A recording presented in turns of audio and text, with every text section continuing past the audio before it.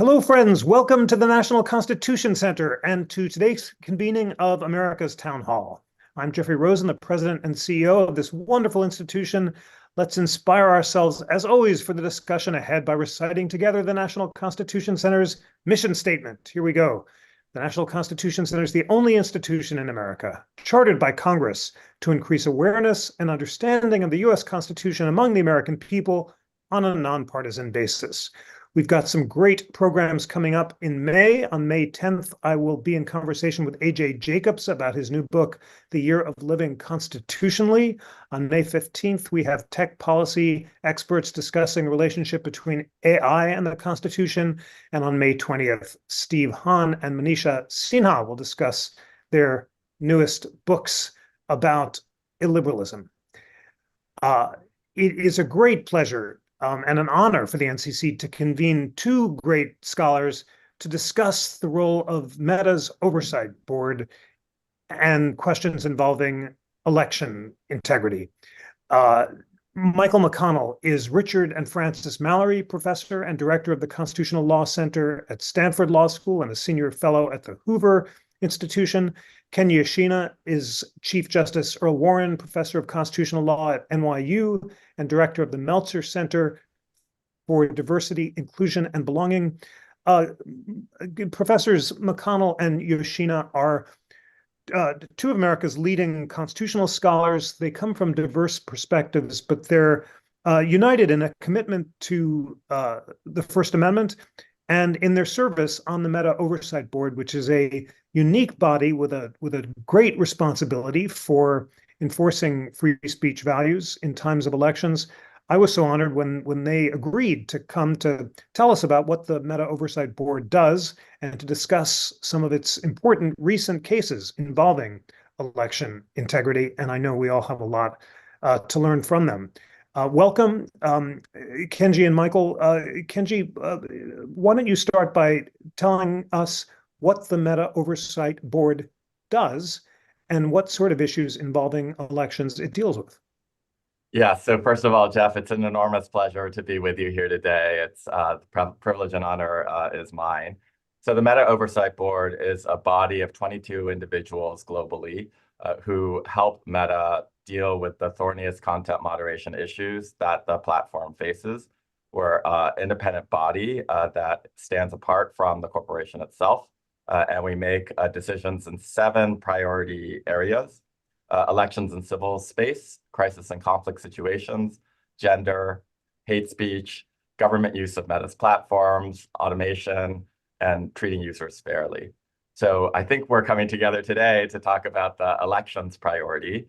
And under that bucket, we have a weather eye out for a number of issues, but predominant among those are things like misinformation during elections, the suppression of dissident political voices would be another big one.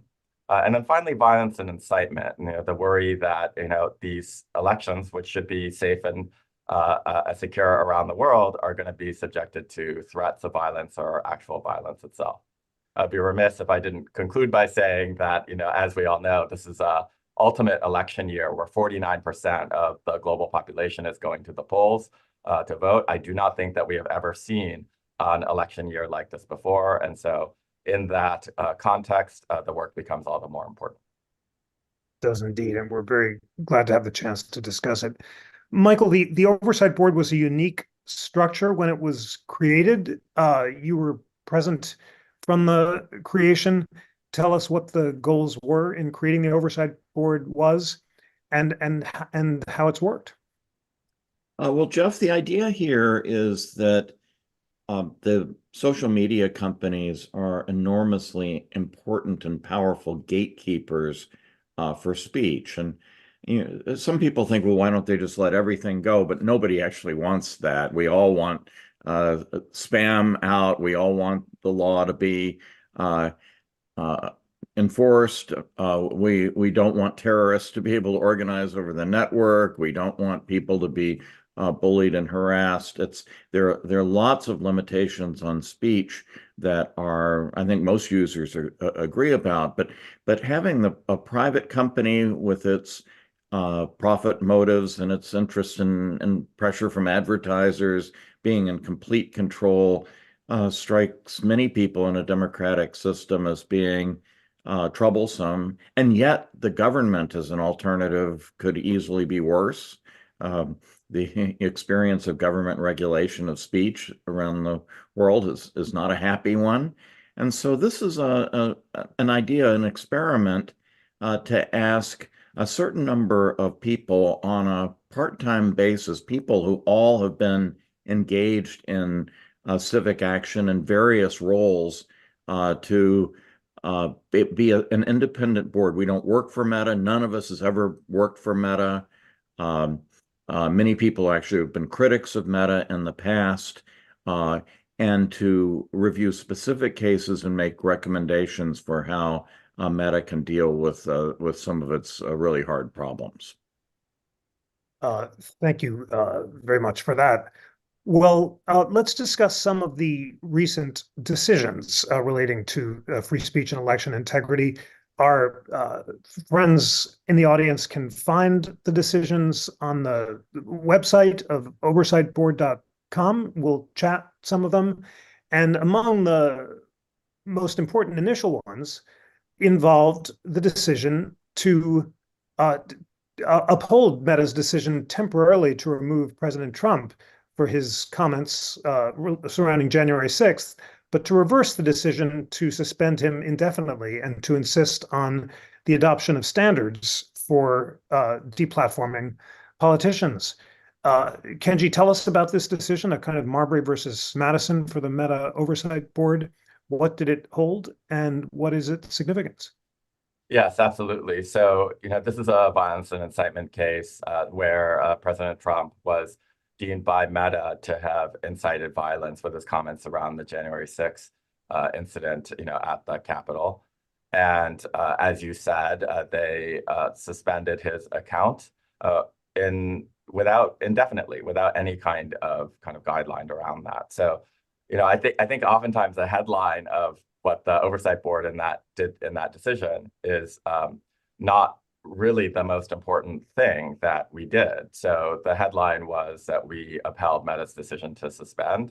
I actually think that the most important thing that we did in that case was to say it is not okay, right, for Meta to create an indefinite suspension. There have to be some guidelines so that people are aware of what they have done and what the penalties are and when they can expect the penalties to be lifted.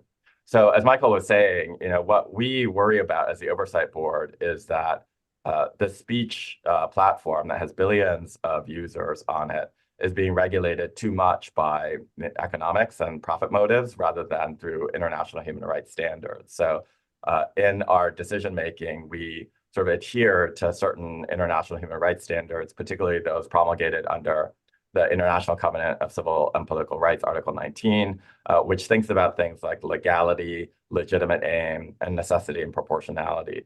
And here, the idea of legality is issue that will be very, very familiar to you and many of our listeners today through the U.S. Due process clause, which is that you have kind of notice and opportunity to be heard, right? And you have a right to understand the kind of penalties that have been leveled against you. Also ideas like no kind of ex post facto laws of saying we have a right to notice, right? We have a right to not have vague standards be applied to us. And so it was really those kinds of impulses that refracted not through our US constitutional framework, because it's a global standard, but rather through the ICCPR Article 19's standard of legality that pushed us to say this has to be a limited suspension to 2 years, and then you have to be clear going forward, both about this particular individual, but with regard to all users as to why penalties are being leveled against them and when they can be expected to be lifted. Very interesting and important.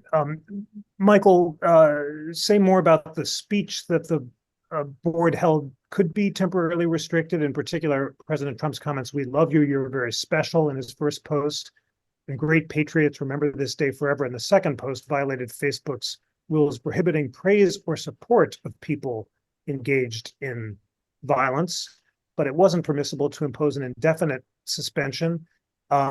There was a minority of the board that emphasized that Facebook should take steps to prevent the repetition of adverse human rights impacts and ensure that users who seek reinstatement after suspension recognize their wrongdoing and commit to observing the rules in the future. The fact that there's kind of a dissenting or concurring opinion makes me ask, how do the deliberations work? Do you meet by Zoom or in person? Do you talk by email? And tell us more about the significance of the Trump decision. Well, first, how do we work? We're all over the world, 22 members, every continent except for Australia. I'm sorry, except for Antarctica. We do have someone from Australia. Time zones are a real problem. It's not infrequent for one person to be on the west coast of the United States at 6 a.m. and somebody else is often at the eastern edge of Eurasia, very late at night, approaching midnight. It's difficult. We do meet together about twice a year. That's usually more organizational and sort of to work things out rather than to deliberate over particular matters. We have a practice of appointing a 5-person panel. There will be one member. It's mostly random, but with a guarantee of at least one member from the region most affected by the decision. And then their decision is circulated to the entire 22-member group. And there are comments and sometimes disagreements there. And so I actually think that the practice of dissenting is very important because it helps people understand that we are actually thinking these things through. And these are not easy questions, and there are no ready answers to them. And I think by telling the world what those more serious disagreements are, that we actually advance the cause. Now, you asked for some more detail on the specifics. You quoted some of the specific Meta, and Meta meaning Facebook and Instagram, and now Threads. So there are 3 platforms covered by that term.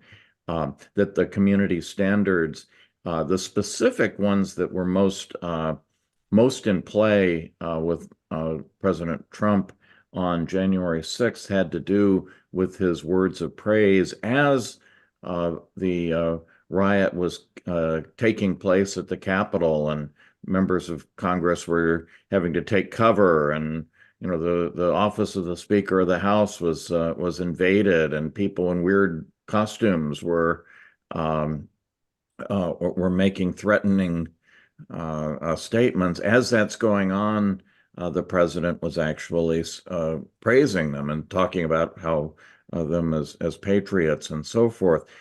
And so the community standard on that came directly to bear. That standard is also quite important in connection with dangerous organizations across the spectrum. So this is not an anti-Trump or specifically Trump thing. The same issues come into play if someone is praising Hamas for what took place recently in Israel, or praising the crushing of dissent in Russia, or it's because one of the important ways in which support is raised for violence and suppression of speech is precisely through lauding the actions of people engaged in it. So that was the specific community standard most important in the Trump decision. Thank you for that, and that calling attention to that community standard and its relevance around the world is crucial. That leads to a recent decision overturning the speech of a Brazilian general. And well, Kenji, why don't I let you tee that one up and describe what the board held?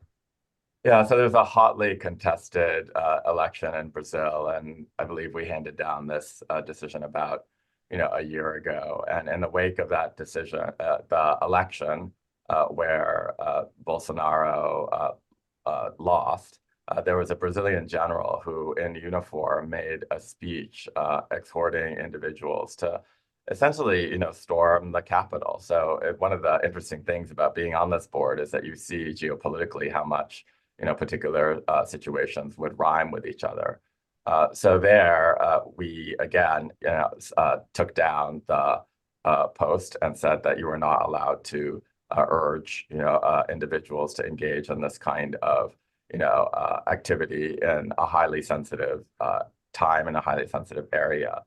And so one of the things that we were flagging there was the high sensitivity of election issues. And we found that Meta had done an insufficient job of protecting individuals during election period. And we urged them to engage in greater sensitivity. So in some sense, what's past is prologue, that we were hopefully prescient, right? And saying we're, going to confront this over and over again. And so Meta needs to have teams or attention played to particular areas, particular time periods, surrounding elections, so that these hotspots that we know will occur with regard to speech, with regard to incitement, are more within the control of the platform.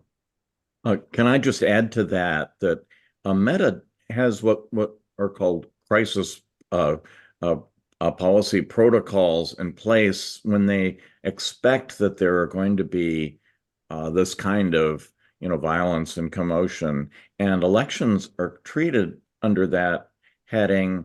But the Brazilian case wasn't actually about elections; it was about the post-election period. And one of the things we stressed is that in these days, the post-election period is just as much prone to this kind of action as anything else, and that they need to be aware of that. That distinction between post-election and the election itself is crucial. And in response to questions from the board in the Brazilian decision, Meta said that it doesn't have any particular metrics for measuring the success of its election integrity efforts, but it pledged to provide the company with relevant data and to come up with policies for determining actions and elections moving forward.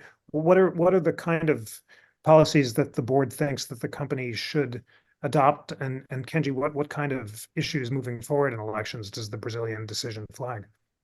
Yeah, I think part of it is, holistically looking at the time frame. So it's not just, as Michael was just saying, the election itself, but the kind of aftermath of the election, and making sure that the team doesn't just dissolve and Meta doesn't take its eye off the ball. So making sure that crises and concerns are tailored to the extent of the crisis.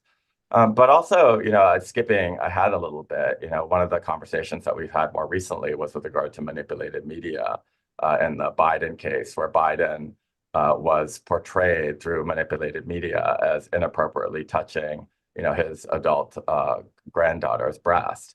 And so this was, making the rounds and was challenged under Meta's manipulated media policy. And interestingly, the board, kept it up because we said, as we apply the manipulated media standard, it doesn't actually cover this instance. So the manipulated media standard said, you cannot make people say things that they didn't actually say. So, Nancy Pelosi, that famous video of her slurring her words, for example, might have been covered under that. But somebody doing something that they didn't do here, touching your granddaughter's breast inappropriately, was not covered under the strict kind of four corners of the policy. Similarly, the manipulated media policy, as written at the time, said, look, we're not going to actually deal with manipulated media except insofar as it concerns AI. And this did not. It was kind of just a very pedestrian usage and manipulation of media, and did not involve AI. So it just fell outside of the policy. So this is one of the instances where we say you actually reached the right decision, but the fact that this is the right decision means that the policy itself is wrong. So the community standard was something that we urged, Meta to review. So that was actually the more dramatic, instance where we said to Meta, please clean this up and please clean this up before the, upcoming elections in this banner election year. And the response on Meta's part was very swift. Michael, tell us about what that response was and what the Biden video case tells you about whether the Meta standards themselves track the First Amendment closely enough or not. The distinction between saying things you didn't say and not doing things you didn't do isn't intuitive. How did the board, how did Meta respond, and what do you think Meta should adopt as a policy for manipulated media? So as Kenji said, the manipulated media standard, which was adopted, I believe, in 2020 or 20 several years ago, which is eons ago in terms of the actual development of the technology, had to do with what they were seeing at the time, and it was easier at the time to fake voices and statements, and that was basically the problem. But things change, and Meta, I think, to their credit, immediately adopted. We identified 3 different distinctions within the policy that we thought no longer, if they ever made sense, they don't make any sense anymore, and they immediately moved toward correcting those. And in addition to that, there was one other point, which is that under the prior policy, Meta either, if it came within the policy, they would take the post down, and if it didn't, they would leave it up. So it was a binary leave up, take down sort of thing. And it is our judgment that, particularly in the area of manipulated media, that the real problem has to do with the fact that readers, users, viewers are frequently unable to tell whether something has been manipulated or not. And that's the deception. It isn't so much the content. I mean, in politics, people say falsehoods all the time, right? And especially about candidates. And our United States Supreme Court has been very strong in protecting even falsehoods in the connection with political speech. But what we concluded was that it was most important for Meta to inform readers, users, viewers when the manipulation has taken place, so that we would not be deceived into thinking this is real. Because especially as AI gets better and better, the deceptions are harder and harder for us to detect. This is so interesting and nuanced. The content policy that you recommended in the Biden decision, as you just said, Michael, includes 3 recommendations to address the harms posed by manipulative media. Meta should reconsider the scope of the policy to cover, first, audio and audiovisual content, 2, content showing people doing things they didn't do, as well as saying things they didn't say, and 3, content regardless of the method.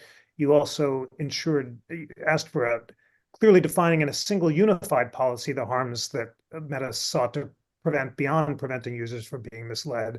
And 3rd, you asked for proportionality and said Meta should stop removing manipulated media when no other policy violation is present. It took me a while to read all those recommendations, but Kenji, reflect on the dynamic of the board really in a thoughtful way, weighing First Amendment values, recommending that the company incorporate them in policy.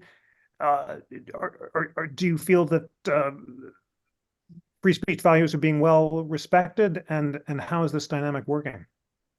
Yeah, well, I mean, it's not really free speech values, alone, right? Because, as Meta says, and, as we, deeply believe, voice is not the only concern that we need to protect. So there are really 5 values that Meta articulates as being, salient to its platforms. And from time to time, it says freedom of expression is paramount, right? So we might lead with voice, as you have.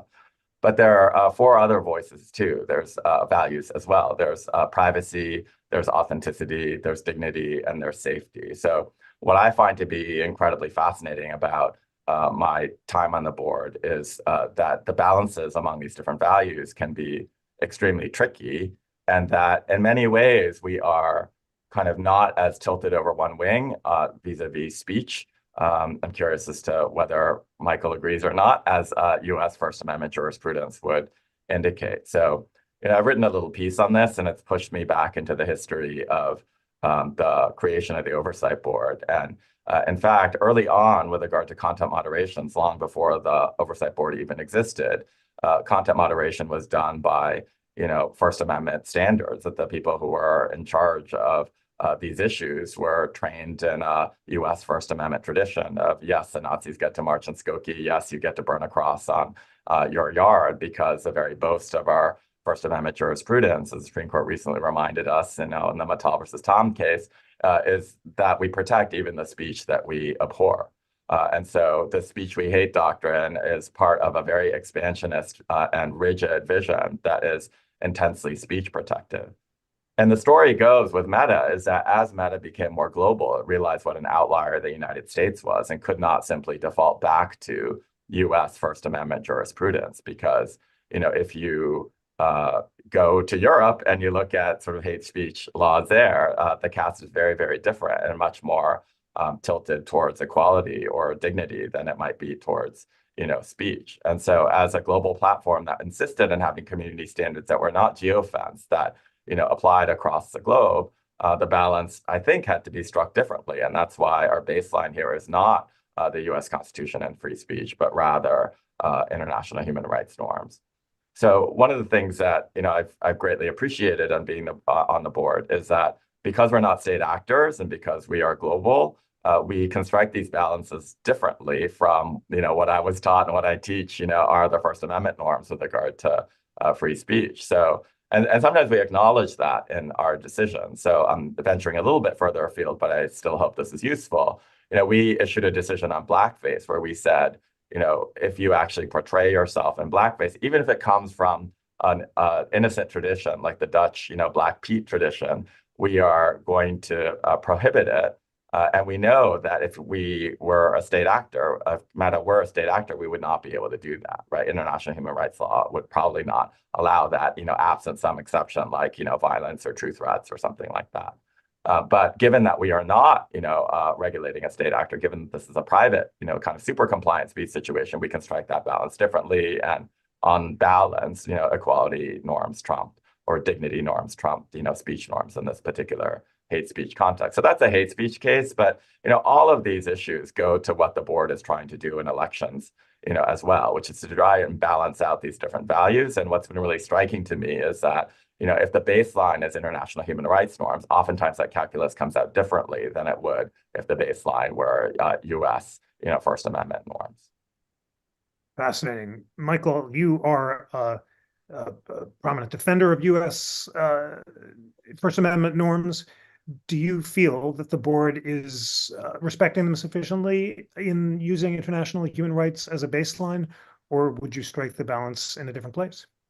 So I come to a similar place to Kenji, but I think the important difference is not so much the difference between international and especially European norms versus U.S. norms. In fact, if I thought the project of the board were to bring European understandings of the balance between expression and other things to the U.S., I would be an unhappy person.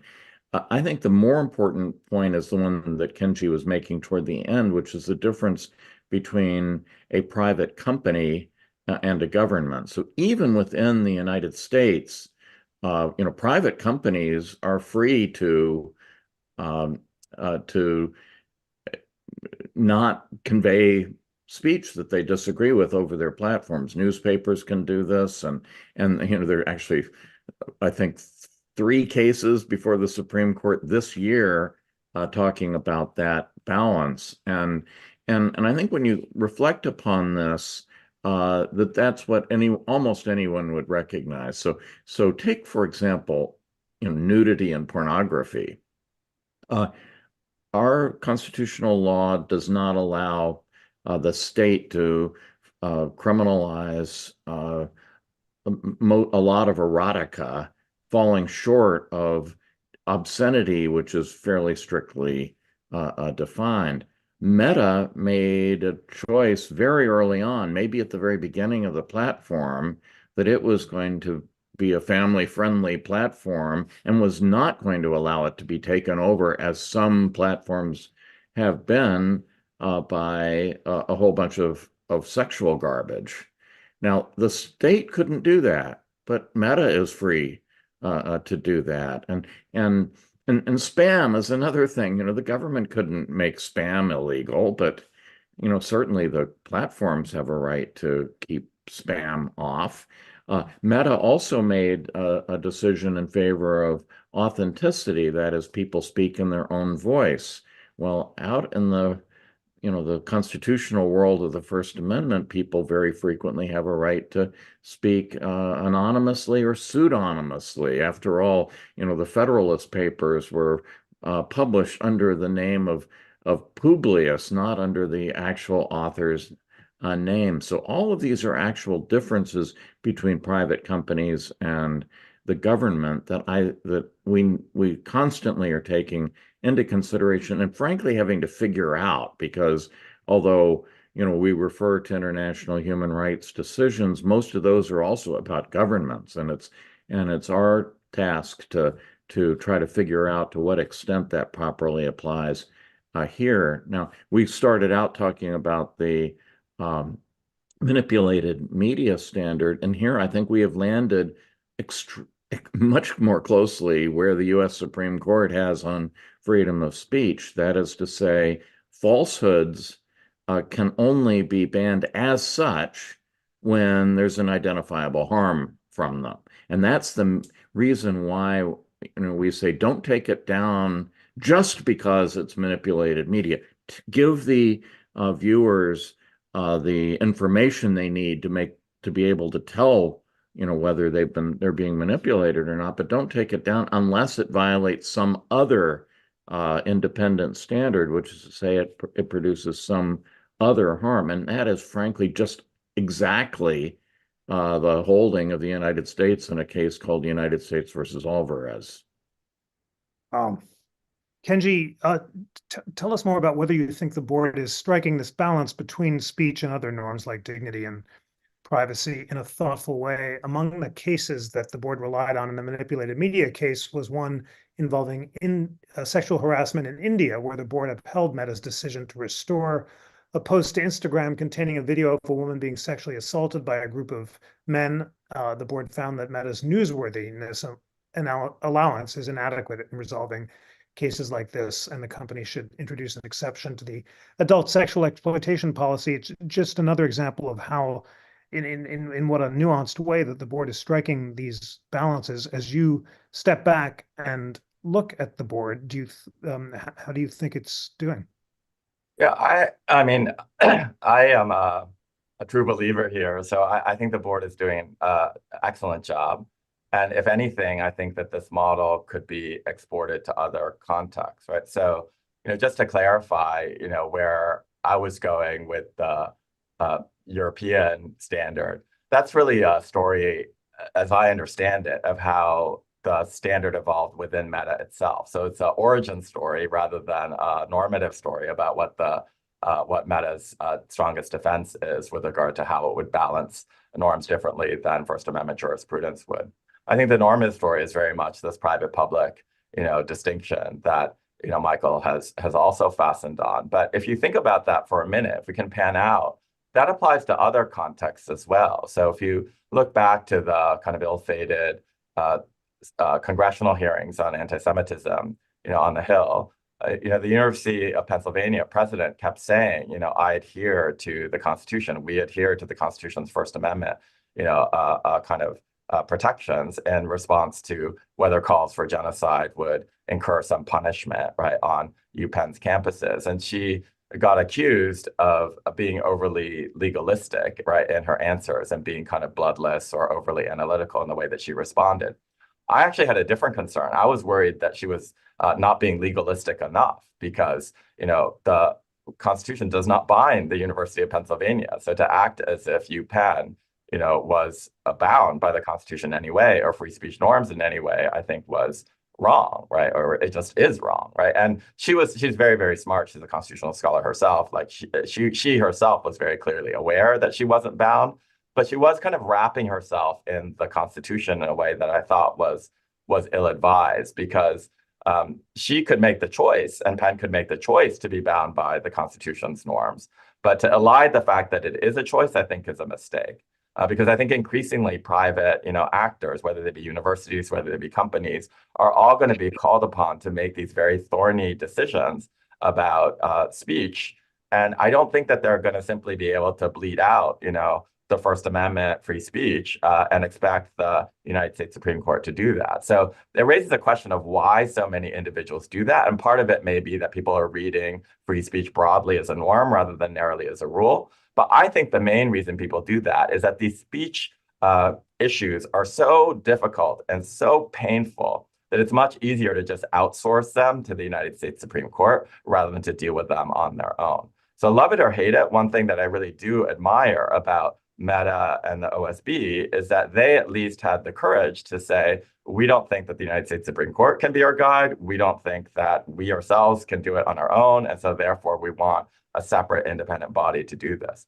So when I think about this in the university context, whether that's NYU or Stanford or UPenn, I do think ultimately they are going to have to create some version of the OSB. And what are the components of that? I think it's going to be a credible body of individuals who are independent, right? A credible body of law. So whether that's, your own university standards, ideally, it wouldn't be something that the university could just change at will. So ideally something more like, international human rights law that stands independent. It could be AAUP principles or, what have you. But so long as the university can't unilaterally change those principles. And then finally, public reasoned opinions, because one of the things that Noah Feldman, who's often credited with driving, right, the creation of the OSB, at least in part, said was, people are going to disagree in good faith about correct or incorrect decisions. So the greatest kind of honor that you can do to the fact that there are dissenting views on this subject is to give public reasoned explanations for what you're doing. The universities in general that I've looked at do not have those open, transparent procedures with a credible body interpreting a credible body of law with public reasoned opinions. I think that those three elements are the core of what the OSB does, and I think what makes the OSB a noble experiment. Credible body of law, international human rights norms, and public reasoned opinions. Michael, do you agree that the Oversight Board might be a model for universities? And tell us how the Oversight Board has dealt with some of the issues that are now convulsing universities, including its decision to take expedited cases on speech and videos about Gaza. Yes, I mean, obviously, the board is about social media, not about universities. But there was at Stanford, there was a group of law school people, including students, who, 5 or 6 years ago, before the universities were convulsed with the really awful things that are happening right now, recommended that the university have a free speech ombudsman. This would be not quite a board, but it would be someone who stands outside of the ordinary day-to-day needs of the university, and specializes in, would be chosen specifically for the purpose of thinking more in a more balanced way about freedom of speech in the university context. So that would be, somewhat similar to the board. Also, our board we are only speaking directly to Meta, but there are other social media companies out there as well. And now we think, and I think we have sort of reason to believe through rumor channels and that sort of thing, that some of the other companies actually read our opinions, and that we may be more influential than it appears on the surface. Because of course, other companies are not going to say that Meta's oversight board is influencing their policies. But to the extent that we are offering I think, thoughtful answers to some of these questions, I think it could spread. By the way, you've got Kenji and me on here, to talk about what we think. Maybe you should have another program in which you invite critics of the board, because they exist too, and they have something to say. I'm not going to tell you that every single decision of the board has been right. I've disagreed with some of them. I do think that the general direction has been excellent, and I think any powerful institution benefits by having independent people looking over their shoulder. That it's not just what the people looking over their shoulder actually say or do. It's the fact that they are looking over their shoulder just brings more caution and thoughtfulness to the process. Well, we would love to have more programs on this incredibly illuminating topic. Kenji, you've talked about the utility of the boards combining left and right cases on the same issues, like the board's decision to bundle abortion speech cases on the left and the right. And you wish that the Supreme Court could do the same thing instead of hearing single cases. Tell us about the expedited speech cases involving videos about Gaza.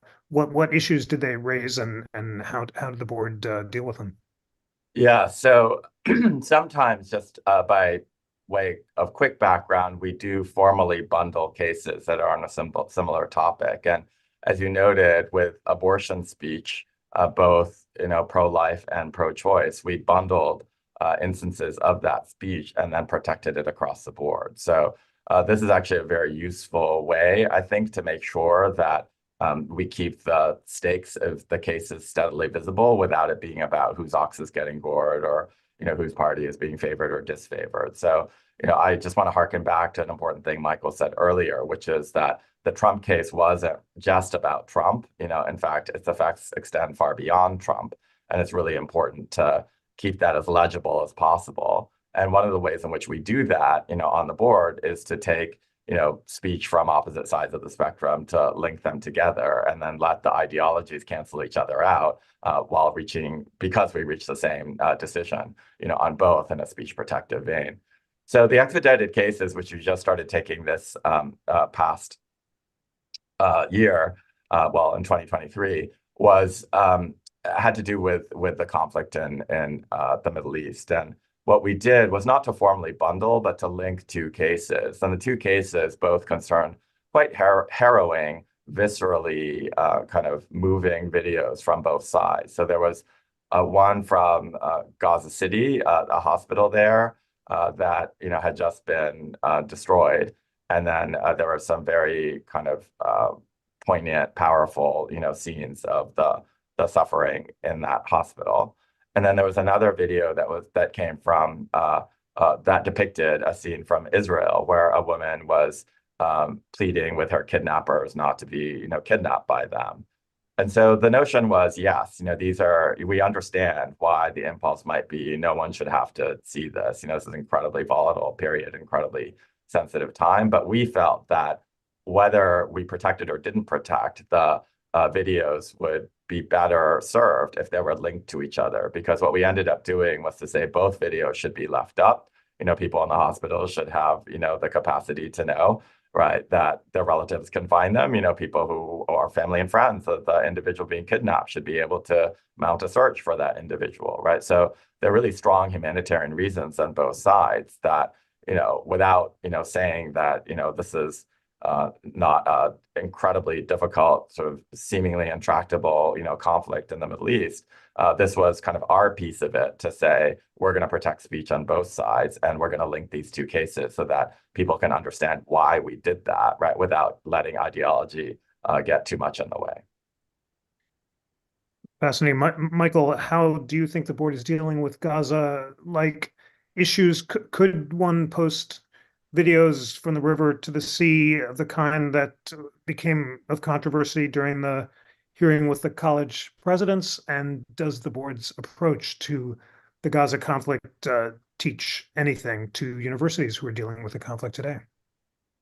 So these first two cases were expedited. They were decided, and I think it was about a 2-week time frame, which they were the first ones we dealt with under these procedures. I mean, I think the biggest legitimate complaint about the board is just ordinarily our work is too slow because of the way we go about things. But we did this, I think, on a rather rapid time frame. But since then, there have been other related matters that come up, specific cases, and also we reviewed a very touchy question that I don't think people in the United States are even aware of, which is the word shaheed in Arabic. Arabic means it has a range of meanings. It refers to people who have recently been or have been killed.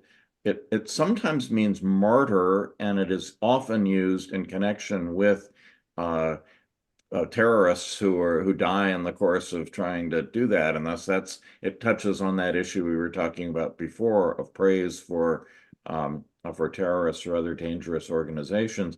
But it has a much broader use than that. It can be if a teenager dies in an automobile accident, they might well be referred to as shaheed by their family and so forth. And shaheed was the single word that most often led to takedowns of messages, and it had a really weird and sometimes counterproductive effect as applied in the Middle East. Again, in the United States, we're kind of oblivious to that, but we issued a policy recommendation that drew much closer lines to try to make sure that the word shaheed is being disfavored only in contexts where it should be, and not so broadly. Now, Jeff, you ask about from the river to the sea.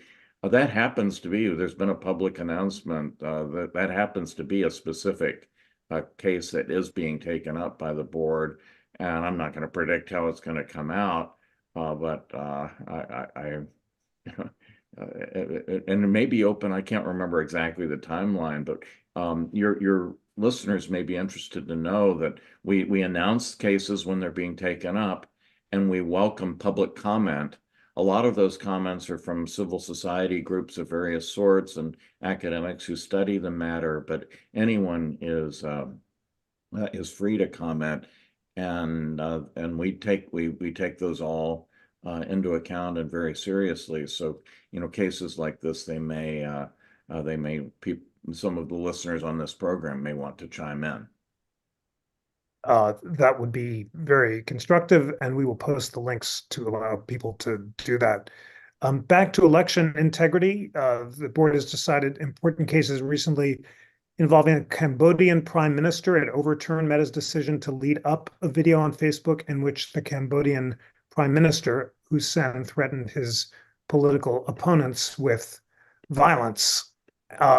And there was also a case involving reporting on the Pakistani parliament, which involved the Oversight Board upheld Meta's decision to lead up a post shared by a news outlet in Pakistan that includes a video of a politician giving a speech to the country's parliament.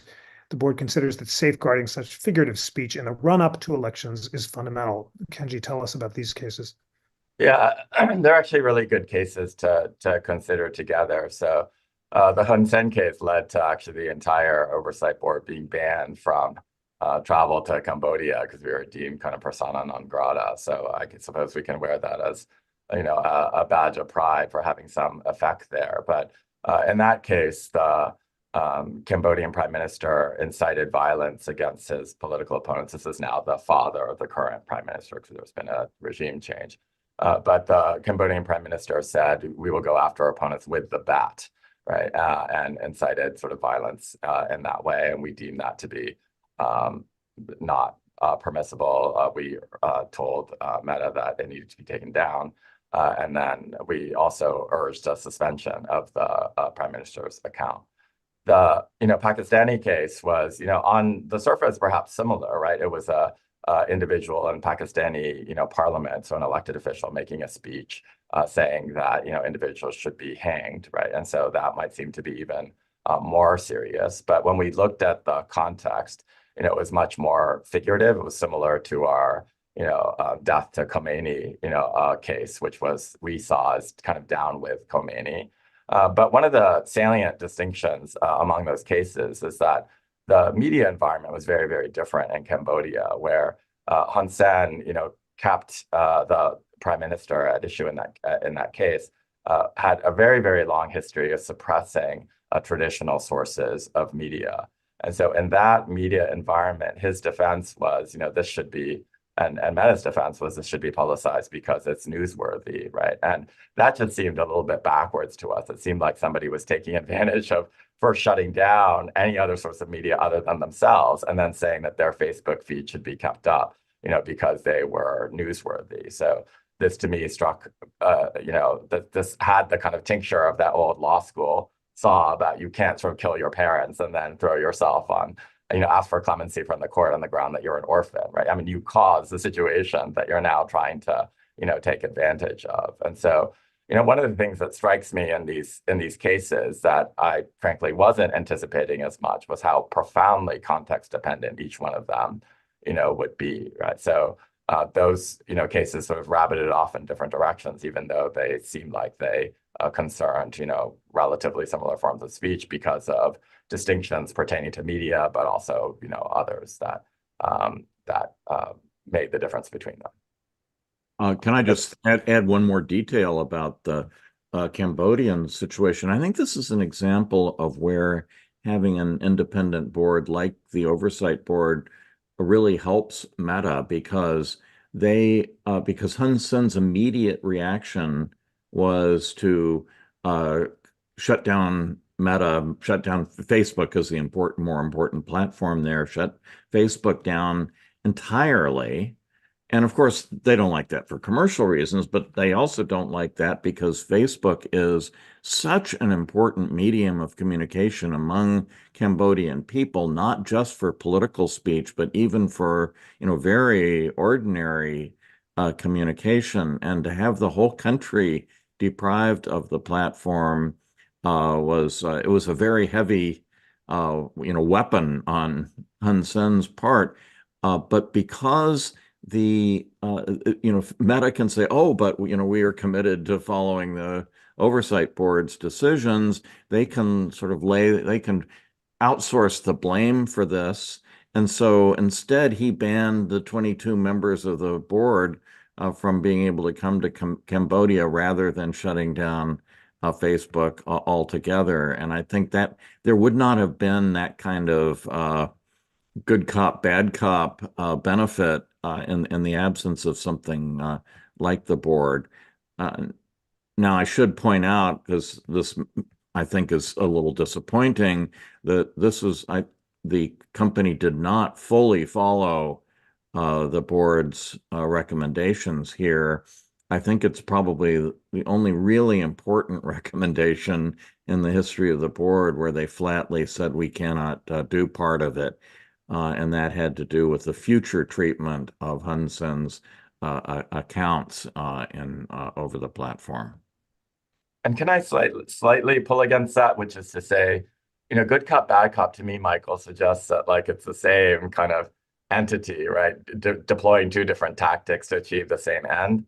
I think that kind of scants the fact that the reason that there's conflict is evidenced by the fact that Meta did not adhere to the suspension, that we are really independent, that we come to different assessments, that they're looking at the world through, and they're totally entitled to do this from a profit maximization viewpoint. We're looking at it from a human rights viewpoint. So perforce, we're going to come to different answers. And just so there's no confusion among the viewers and listeners today about what's mandatory and what's not, whenever we have a takedown, leave up decision, Meta has to adhere by that. That is mandatory, and they have never flouted that.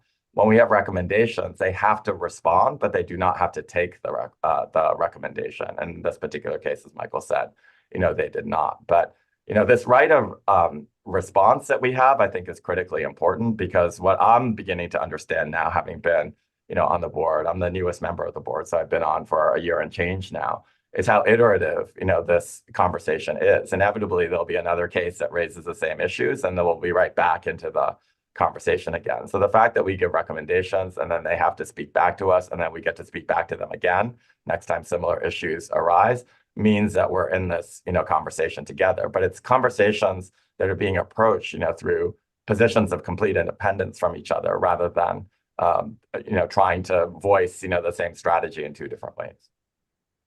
Fascinating. Michael, final thoughts on the Cambodian case, and then we'll have closing thoughts. I know you wanted to flag how people often use the pretense of misinformation to take stuff down and how quick governments are to latch on to this claim of misinformation when they're trying to avoid bad publicity. Is that one of the dynamics here?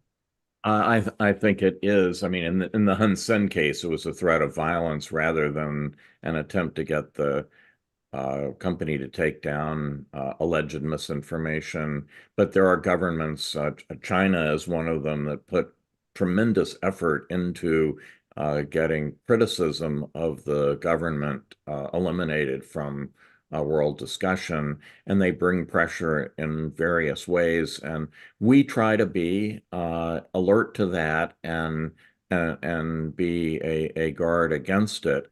And one thing that we've done, and this I think is a really interesting area, it's come up in the U.S. Supreme Court again in a couple of cases this year, and we don't know. And that's, what is the line between a government sort of sharing legitimate information with the social media platform that's relevant to their taking stuff down versus an illegitimate use of the threat of regulatory retaliation to to induce the company to take down material unfavorable to the government. It's a line somewhat easy to state in theory, but extremely difficult to police in practice. And we have come up with a solution to this that I really like and hope that it spreads. And we have recommended that whenever a government or government officials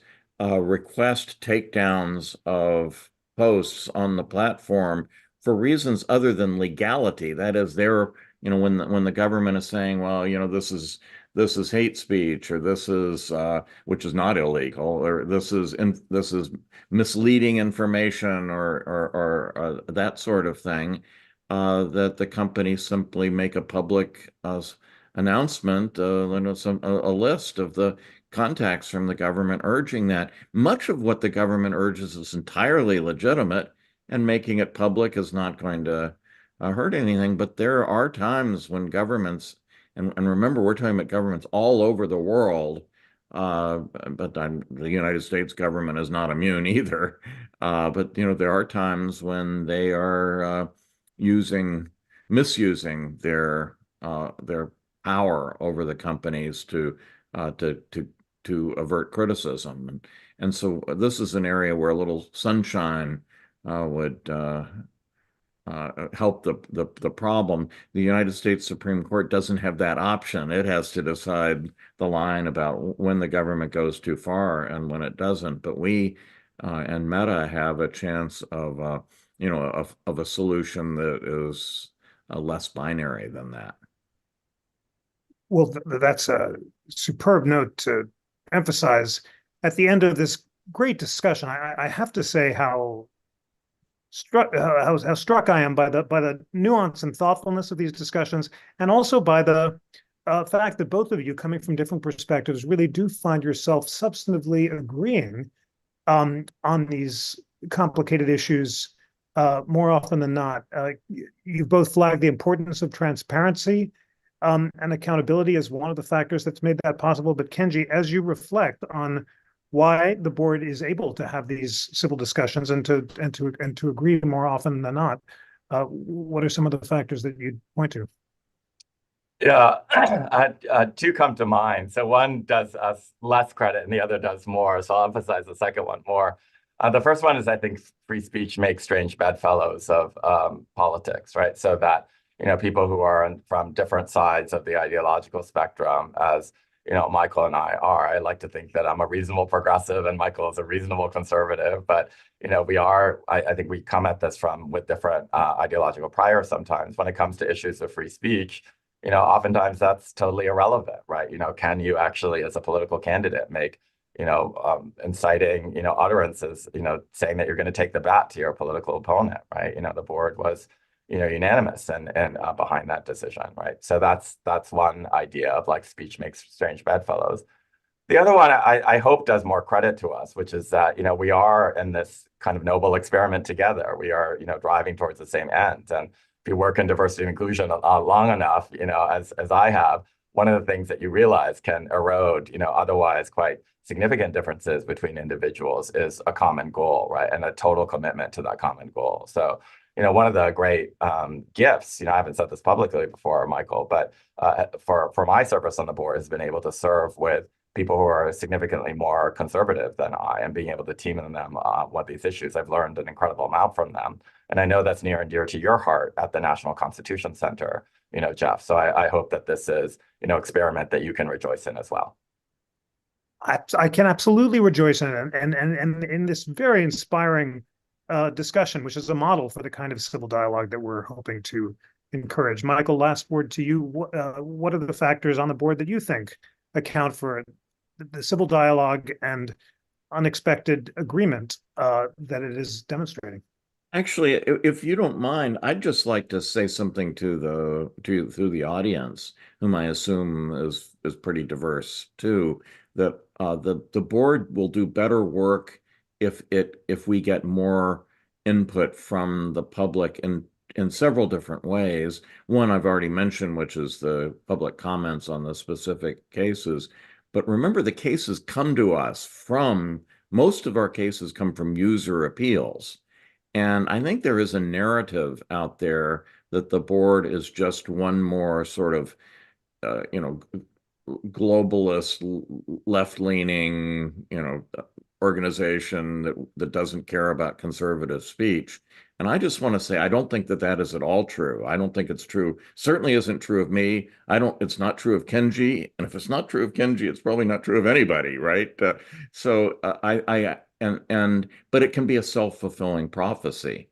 So, I think there've been a lot of complaints from the right side of the spectrum that social media is silencing them, to which I say, appeal those cases, bring them to us, and let us see if we can do something about it. Appeal those cases and let's see if we can do something about it. Just inspiring words at the end of a great discussion. It was an honor to convene it, and it is a model for civil dialogue in a polarized age. Kenji, Yoshino, and Michael McConnell, thank you for your service, and thank you for educating all of us at the National Constitution Center. Bye. Hope to convene again soon. Bye. Thank you, Jeff. Thanks.